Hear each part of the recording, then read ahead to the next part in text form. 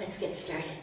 Tonight it is my pleasure and my honor to welcome a now new dear friend to the Edward King House, Melissa King. Melissa spent most of her life growing up in New York City. She now resides in New Jersey.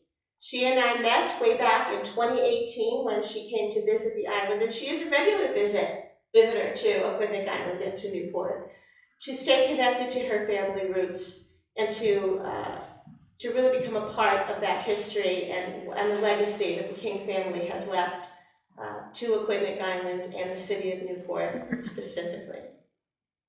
She does have a degree in art history from Columbia with a certification in gemology, which I learned tonight. I thought that was really cool. I'll have to ask her more about that. She summered here as a 5-year-old for one summer in Newport, and her great-great-grandfather is our dear friend and benefactor, Mr. Edward King.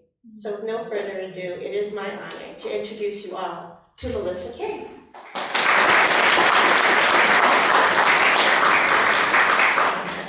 So I want you all to know that we got very organized and we even put together, we could talk about this until the cows come home, but at some point everybody has to go to bed tonight. So we're going to try and stay with the plan. The hope is that we can give you a lovely overview of the King family, whom I refer to as the best kept secret in Newport, and I think my friend Lou Keene, who is sitting in the midst of the crowd this evening, would agree. You see the name, you hear the name, you know it's connected to 1,000,001 things in the city of Newport, but nobody really knows what the story is. And tonight we have an opportunity to add to that story. We were lucky enough to have Lou do a presentation for us some weeks ago, and now Melissa is going to continue on that tradition. So Melissa, welcome. Thank you, Carmela. Can everybody hear her? Yeah. That's fantastic. So let's start and talk about the personal and family connection to the King family. Could you share a bit about your connection to Edward King and what that legacy means to you personally? Edward King is my great-great-grandfather, and during my childhood and early adulthood, I would learn about the King family's history through an oral tradition. Nothing was really written down, but it was wonderful to hear stories from my father, his twin brother, my Uncle Jonathan. Both of them were Episcopal priests, and they would tell me stories about Newport and Edward and aunts, uncles, cousins, and about their many manifold, broad contributions to the city since 1799, when the family was established in Newport. They came from Taunton, Massachusetts, with Dr. David King Sr., who I consider the patriarch of the family, who is the father of Edward. And so I wanted to learn more about the family on a deeper level and a more comprehensive level. And so I reached out to my cousin, John Russell, about 18 months ago.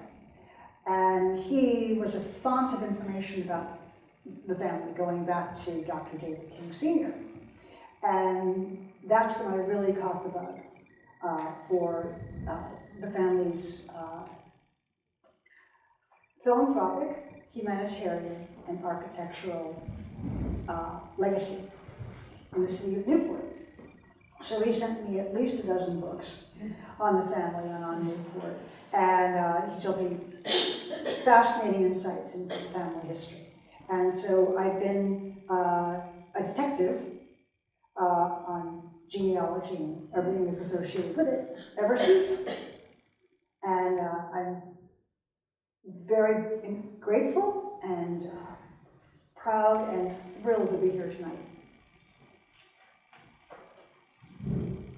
Let's take a look into the legacy. Edward King was a prominent figure in the 19th century Newport. What do you believe were his most lasting contributions to the city? Edward was an absolutely brilliant businessman, a prodigy really. When he was 18 years old, he decided to go to China and create his career in the China trade, which was thriving at the time. And so he asked his parents for their blessing. They said, go. And so he went on a ship. He was 18 years old. He went on a ship, 4-month trip to China, and he started as a clerk and worked his way up to a partner in about 3 years. So that's a skyrocket to the top of Russell and Company, which was the trading company he worked for. And he came back to Newport in 1844 with a $4 million fortune in today's money. And he decided to, he wanted a rather grand house. And so he inherited the land that we're sitting on now belonged to his father. So he inherited this land from his father and hired Richard Upjohn, a distinguished architect, to build him a grand house. And the house was under construction from 1845 to 1847. And then Edward branched out in a big way into real estate. He had a very firm belief that the Ocean Drive area of Newport, the southern tip of the island, was going to be very valuable property that families would come to Newport and build their summer cottages there. And so he bought up the entire Ocean Drive area. He also bought other areas of land where King Park and Harrison Avenue or Burlington Avenue are. And he was absolutely right. After the Civil War, people, especially in New York, who had made fortunes during the Civil War and after the Civil War, came up to Newport and started buying plots of land in the Fort Adams, Ocean Avenue area, and houses cropped up, and he made the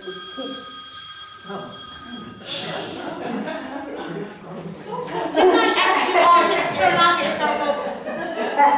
And his fortune expanded to a staggering $100 million in today's money. So when he passed away in 1875, he was worth $100 million. But he, like his father and his brothers, he was extremely civic-minded. He was a vestryman at Trinity Church. He was involved in the Newport Historical Society, the Redwood Library, the hospital board. What am I missing? What am I forgetting? What is now the Butler Hospital in Newport. Yes. He sat on the board of directors for that organization. He became politically involved on the local and state level here in Newport. Yes. He contributed to the building of Emmanuel Church. He did. And yes, Edward's footprint is very large and very philanthropic. He was extremely generous with his fortune. He knew that he'd been a lucky man, and Newport was his home. Newport was the home of the King family, and he just felt that because his father had been a doctor, the first doctor in Newport, in fact, he had a strong philanthropic and humanitarian urge, and he wanted to give back to the people of Newport. And also, he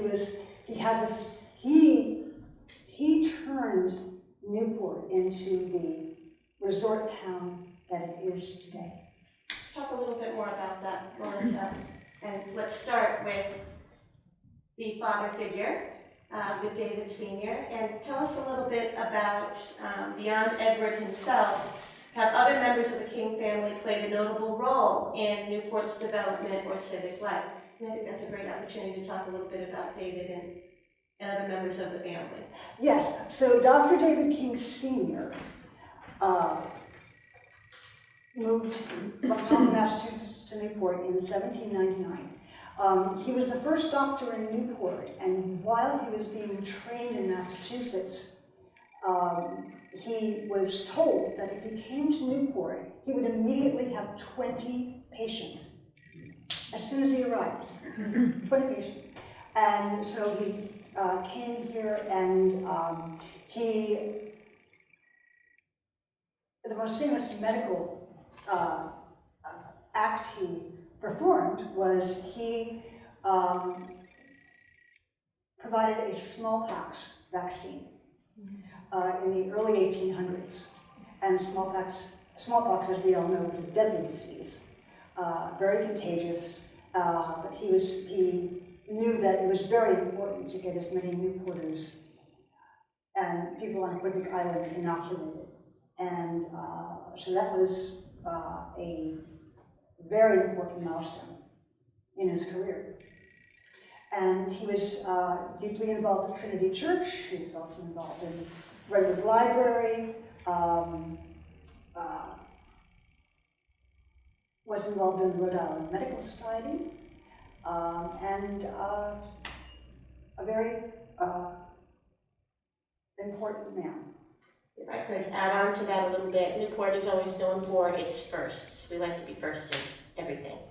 And one of the notable stories to tell about David is that he was known as the father of the inoculation in the state of Rhode Island, as he was the first to bring the format of the medical format of inoculations or vaccinations as we now know them to not only the island but the state of Rhode Island.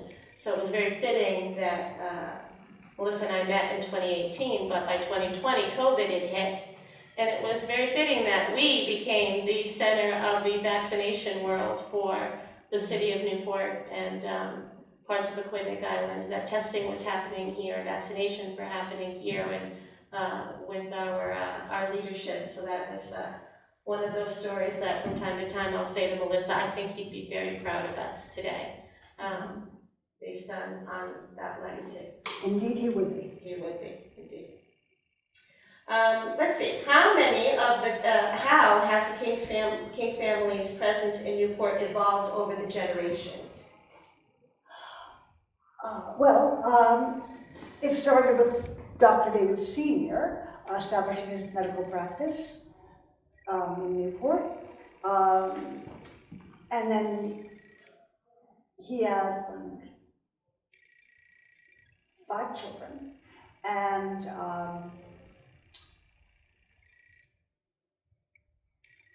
George became a lawyer. Dr. David II became a doctor, and Edward became a merchant. And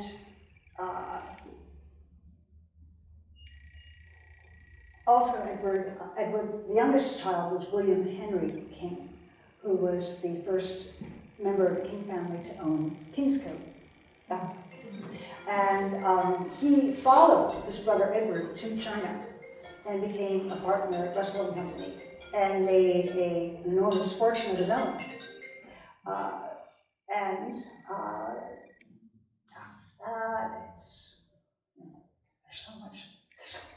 There's so much to tell. You know, let's dig in a little bit deeper. There was a very dark period for the family.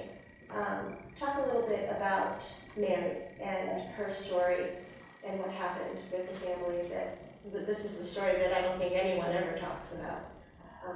When the house was draped in black. And yes, Mrs. Edward King, Mary Augusta Leroy King, known as Gussie in the family, was happily married to Edward, and they had 7 children.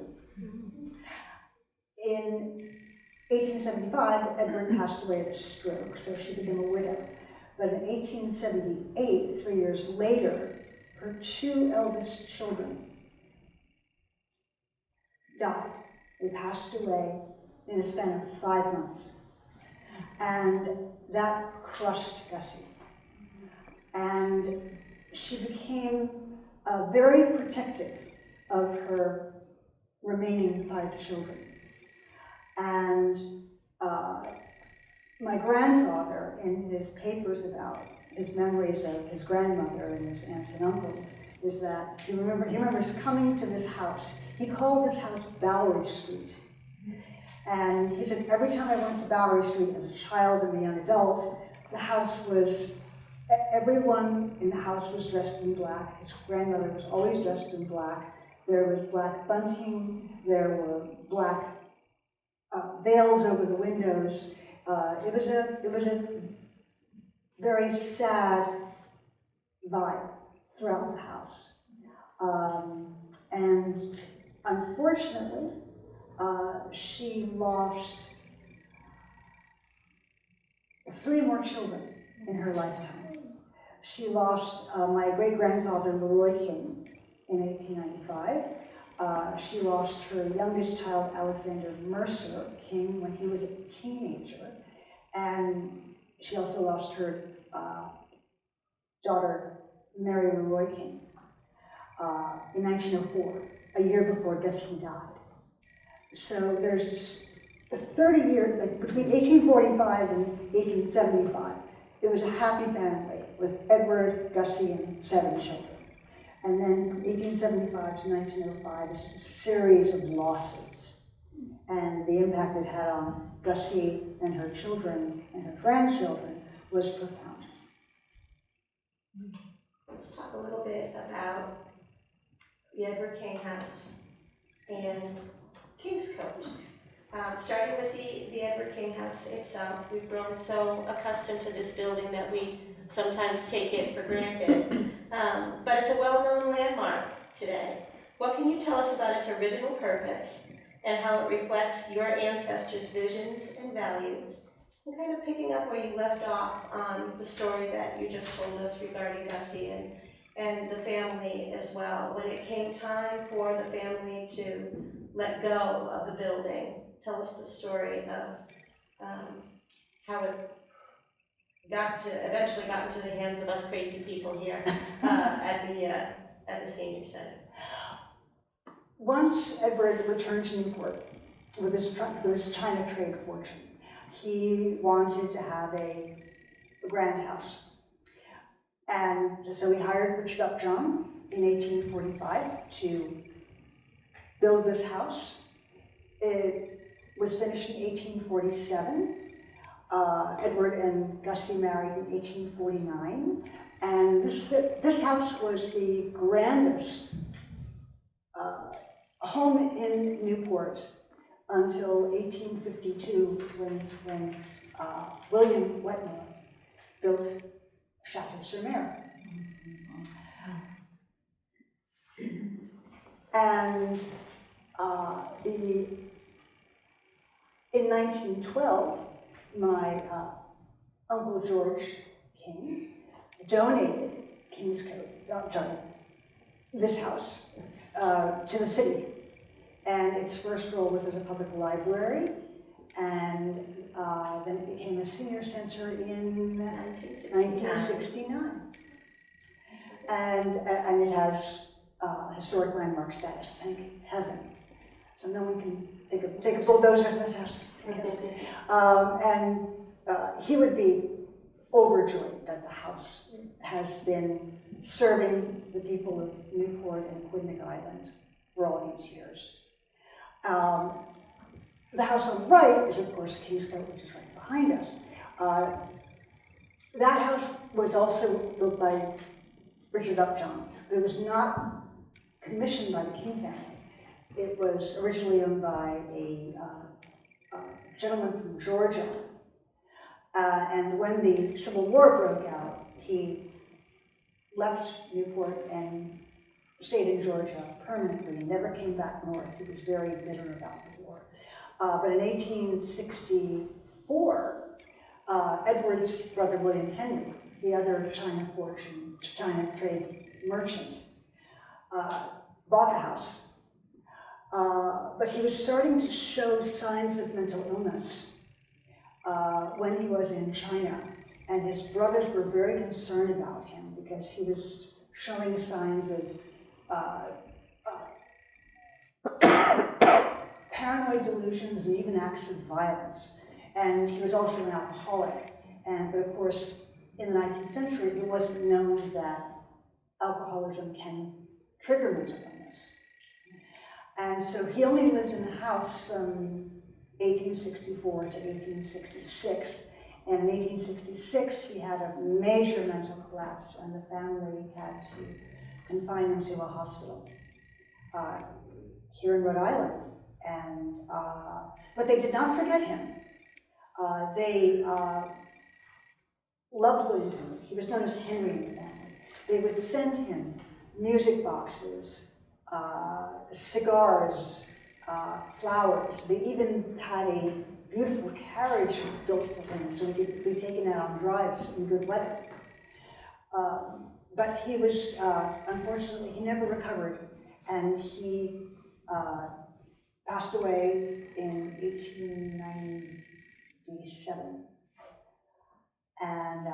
But the house stayed in the family.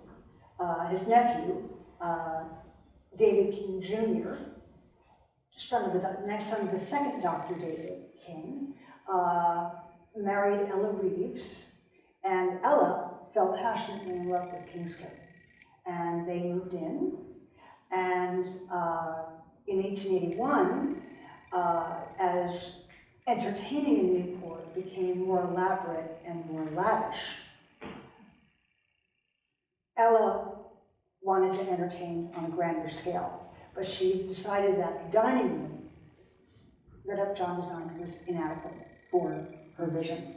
And so she hired Stanford White to build the now famous Stanford White dining room. That is at Kingscote. It is absolutely glorious in every way. All these textures going on, and it's stained glass. It takes your breath away. And so David and Ella entertained there. They had 2 children. The house passed on to their daughter Gwendolyn, who was quite the party girl. She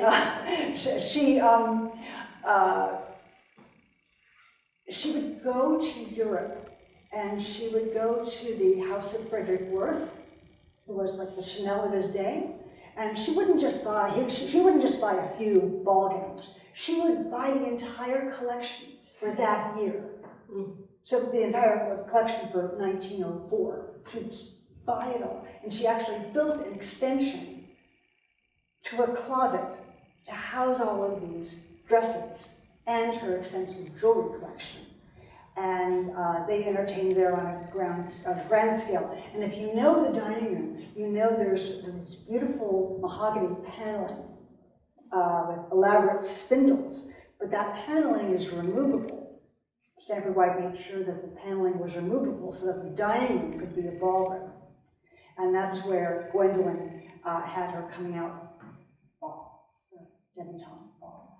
And then Gwendolyn married Edward Armstrong, and they had 4 children.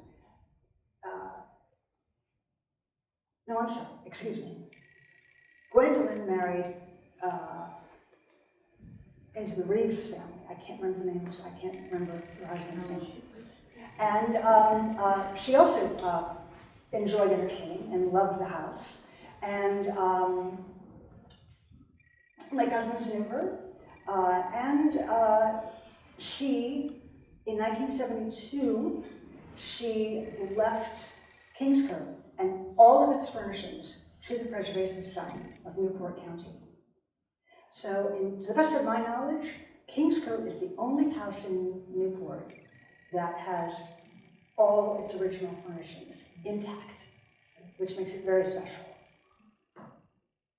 Let's talk about a couple more properties that are otherwise connected to the. Yeah. the King House. So these two houses were designed by Stanford White, who built the dining room at Kingscote in 1881. So on the right is Edge Hill, which is on Beacon Hill Road. And it's a beautiful house, but you can't get near it. Believe me, I tried every possible way to get near this house so I could see it. But he did this in the 1883, and George was living with his brother here at the time, and but he needed to break away. It was just very sad in this house, and so he and his wife, he commissioned Stanford White to build Edge Hill, and they moved in, and they were there for about 10 years. But around 1902, as Gussie was becoming more elderly and more frail, she wanted George closer to her. So he contacted Stanford White again and said, I needed another house near Old Beach Road, near Bower Street, so I can be closer to my mother. So Stanford White built Whitestone in 1902. And it stayed in the family until 1922, when his wife, Annie, much loved Annie in the family, she hated Newport. And as soon as George passed away and she became a widow, she sold Whitestone and she left Newport, never to return. Where most of us actually leave wherever we came from to stay here and never go back to where we came from. And the miracle is that both houses are still standing. They're intact. They have not been altered. I'm just so grateful to the owners, the current owner of Edge Hill, for preserving it. And Whitestone is now has been cut out into apartments. Beautiful houses. And on the left, we're seeing Berkeley House, which is a house by Stanford White that my great-grandfather, Roy King, he commissioned the house to be built in 1883. And this is the front of the house. It's on the corner of Berkeley Avenue and Bellevue. It has a large wall around it. The wall, you see, was designed by my grandfather, Frederick King, who was Roy's second son, and he's a prominent Newport architect. And the house remained in the family until 1982. So the house was in the family for a century. And unfortunately, maintaining this enormous house became exorbitant. And the perils of inherited wealth. Edward King established the fortune, William Henry made his fortune. It gets dissipated, trust funds are established, and family members don't have an incentive to have careers and make their own income. They tend to think, my grandfather was very clear about this, that members of his family just thought these trust funds were bottomless and the family would never be in a financially precarious position. But unfortunately, that's what happens to fortunes over time, unfortunately. And so in 1982, we had to part with Berkeley House, but I know the family who owns it. I toured it in 2018, the day before I visited Carmela for the first time, and it's gorgeously intact, beautifully preserved, stunning. And the top photo was taken around 1885. I believe that's my great-grandmother, Ethel Rhinelander King, holding my grandfather, Frederick. And the house on the right is Seacliff, which was designed in 1953 by my grandfather, Frederick Rhinelander King. And he designed it for his cousin, Reginald Reeves. Remember the Reeves family in Kingscote? And it is a gorgeous house. I reached out to the owner and asked him if I could see his house. And he said, "You're the daughter of Frederick King? Come on down."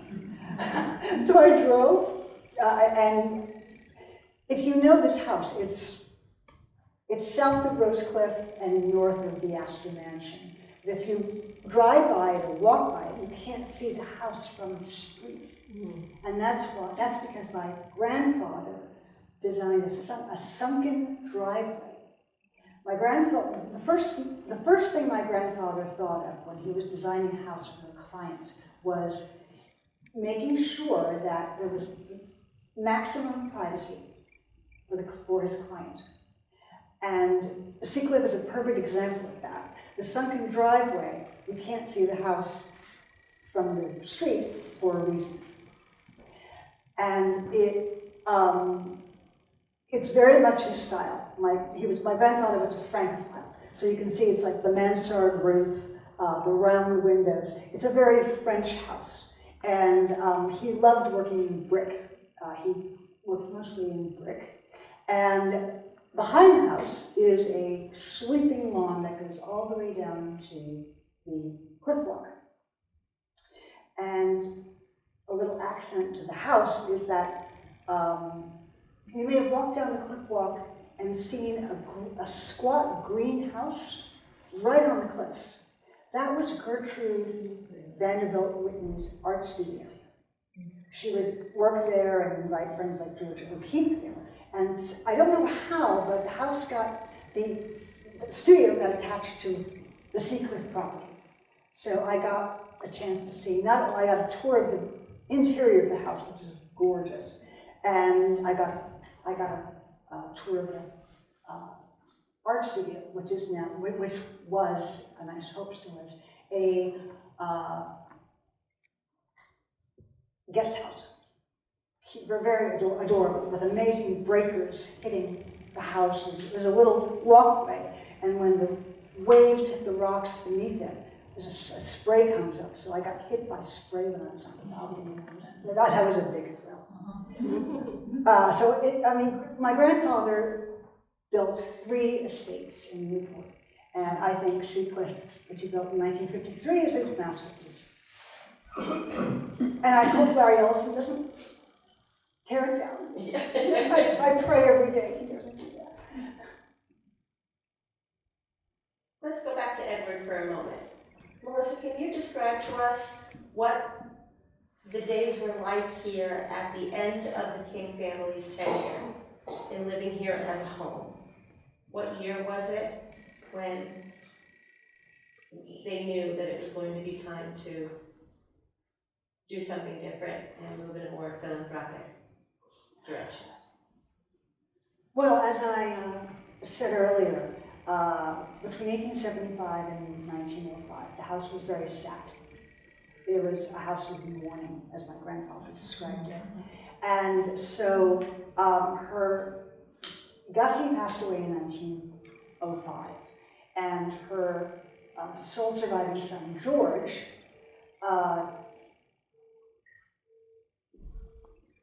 didn't know what to do with it until 1912, when he donated it to the city of Newport. And that's the reason we're sitting here today, in this house. And so it became the first public library for the city of Newport. Yes.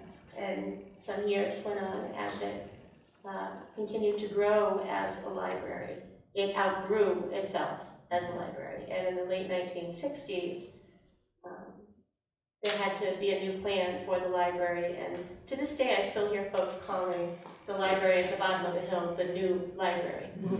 And it's as old as I am, which makes me giggle. But indeed, the house was actually boarded up, and no one knew what to do with the house. And there was talk about letting the house go at the time in the late 1960s. And it was about the time that the Older Americans Act came into being in 1969. And while we're at it, happy Older Americans Month to everyone in the room. Welcome to May. But indeed, Helen McLeish, who was the Director of Public Services at the time, had a very strong voice in the city. And Helen herself, as a child, would play here on the King grounds when the King family lived here, as her family was involved in the groundskeeping for the estate itself. And so in her adult life, she helped petition the city council to make this the first senior center, not only here on the island, but in the state of Rhode Island. And we know that to be true because the original documentation with the Secretary of State's office here in the state of Rhode Island lists the Edward King House as the senior center of Newport. The senior center, period. That's all it was in 1969. It was only that because it was the only one, again, a first for the city of Newport. So with that, Melissa, do you think Edward King's story holds lessons for the city of Newport today? And what would they be? I think the principal lesson is that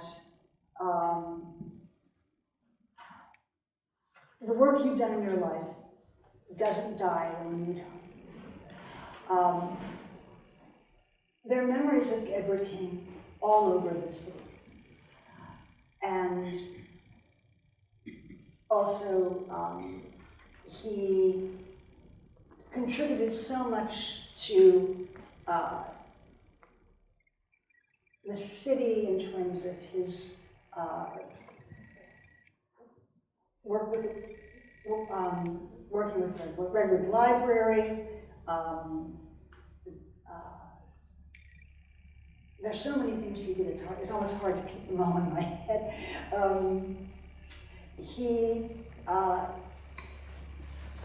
His legacy of building the city up, making it a resort town, but also he was very mindful of the permanent residents of Aquidneck Island and making sure that their needs were seen to. That was important to him and to his children. So, and also one more thing about Edward, in which he was very, where he saw the future of Newport, was he predicted in the 1850s that the U.S. Navy would develop a major naval base in Newport because of this, Newport's amazing harbor. And that's exactly what happened.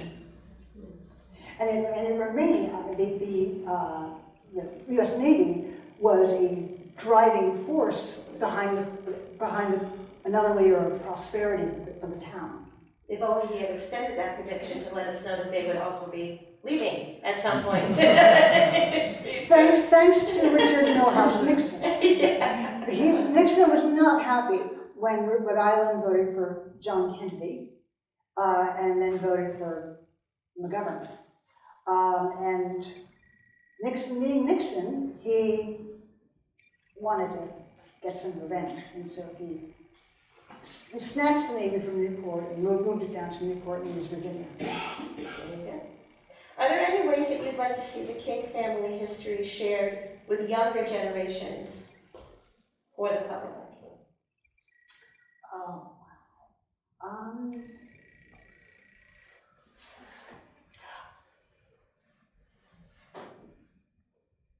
well, I know that younger generations of the family of Newporters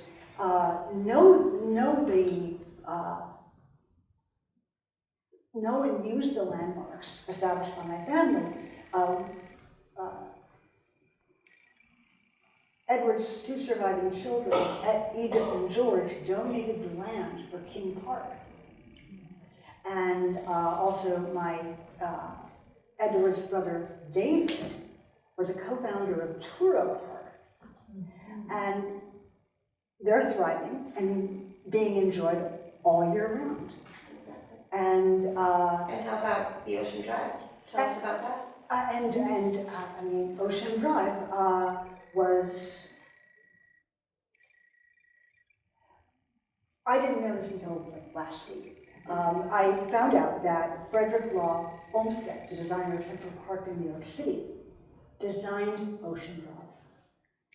Ocean Drive is 10 miles long, and I didn't realize it was that big. But the layout of it, with curving roads and beautiful multi-directional vistas of the ocean, you have to really do the drive to appreciate how Olmsted maximized the beauty of Ocean Drive and Fort Adams. It really is a very special part of Newport. But of course, I mean, residents and visitors and the enormous tourist industry in Newport can enjoy all these things. And in the month of, I think, June to August, Kingscote is open to the public. And I'd like to see a stronger spotlight on Kingscote because it is a cottage. The Breakers is not a cottage. But everyone knows the famous Vanderbilt mansions and the big three, the Elms, the Breakers, and Marble House. But people just drive down Bellevue and they don't even know Kingscote's there because of that big fence, that tall fence.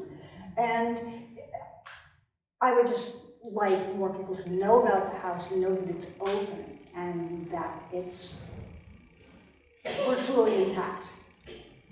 It hasn't changed since 1972, except they found the original color. They discovered the original color of the house when it was built in 1839. I'm not fond of it. I liked the blue. But if it was Upjohn's design, it was his color choice, I'm thrilled. And before we open it up to questions and answers, what are your hopes for the future of the King House and its role in the community? I hope it continues to offer a wide range of wonderful services to the senior community of Aquidneck Island and the city. I know under Carmela's outstanding stewardship and Brenda and the rest of the board of directors that the center will continue to grow and thrive long after I'm gone. And there are generations to come who